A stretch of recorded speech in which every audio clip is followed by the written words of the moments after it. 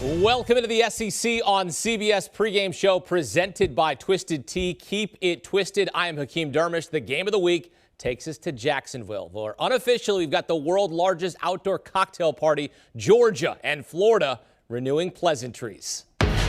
It's one of the most passionate rivalries in all of college football, and it's going down Saturday afternoon in Jacksonville. The top-ranked Georgia Bulldogs clashing with the Florida Gators. The two schools have gone head-to-head in Jacksonville since 1933, and it's always intense. There was Steve Spurrier and the Heisman curse. Run, Lindsey, run.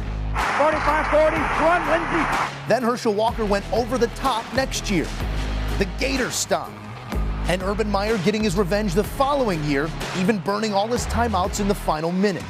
As far as this year goes, the Dogs, led by their ferocious defense, are locked in on trying to win their first national title since 1980. But head coach Kirby Smart knows they can't overlook a talented Florida team. This game's not about rankings, never been about rankings. It's a rival game. Our kids understand that it's not about records.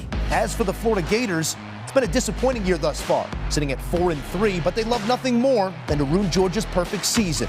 It's the second time we're going to play the number one team in the same season. That doesn't happen very often. That's why our guys, they'll get juiced for this.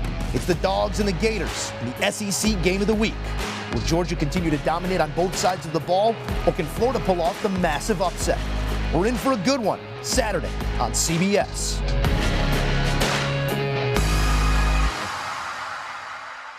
On Halloween Eve, here we go.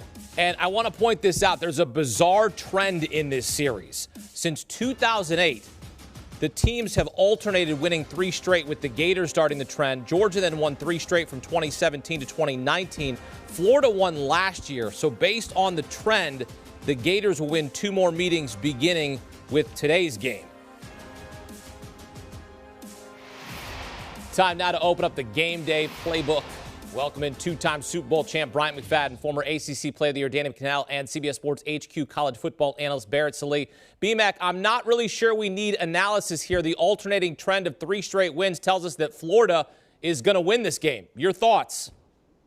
It's not that easy. It's not that easy. When you look at what Florida has been struggling at, quarterback production, being efficient at the quarterback spot has been their Achilles heel for their offense. Emory Jones, Richardson, they've combined to throw 12 interceptions. They have to be smarter with the football. We are hearing Richardson will be the starting quarterback. They have to find a way to get consistency at that position. Then defensively, the last time we saw Florida play a football game, LSU, they're still scoring a touchdown against their defense. I mean, they ran for over 300 yards on the ground. So they have some issues outside of that trend that you just highlighted for us. It's not that easy. They got to be able to be more consistent on both sides of the football, but specifically speaking, the quarterback. Richardson has to ball out today. Kidding aside, Anthony Richardson set to make his first start for the Gators. Danny, what does Richardson give you that Emory Jones doesn't?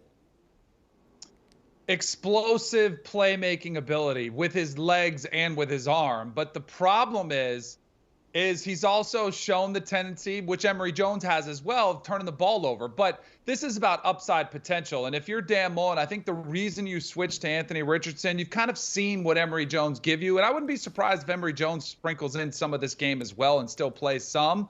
But I think you're playing to win this game by taking Anthony Richardson and giving him the opportunity. You've had a bye week.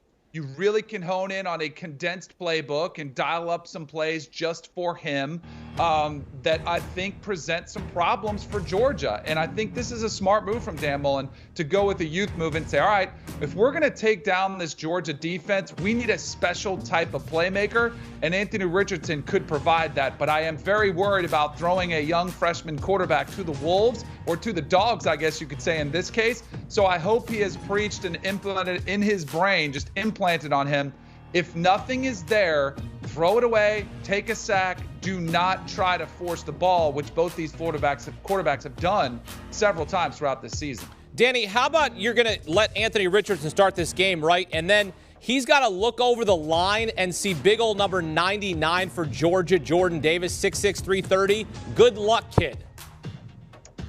Yeah, and that's another thing where most quarterbacks like to step up in the pocket. You're top to, the rush goes past you on the outside and you step up in the pocket. The problem is Jordan Davis could be in your lap there, But again, I think this is why these quarterbacks present a unique problem for Georgia, because probably the most mobile quarterback they faced is Bo Nix this season, who played okay, but they have not faced this type of offense that is so committed to the run, that has the talent up front, I believe, to at least challenge Georgia more so than they've been challenged this season before. But yeah, good luck going against Jordan Davis. Like, I would not suggest trying to run it up the gut. You might want to get to the edges on the outside, which is tough too against the speed of this defense.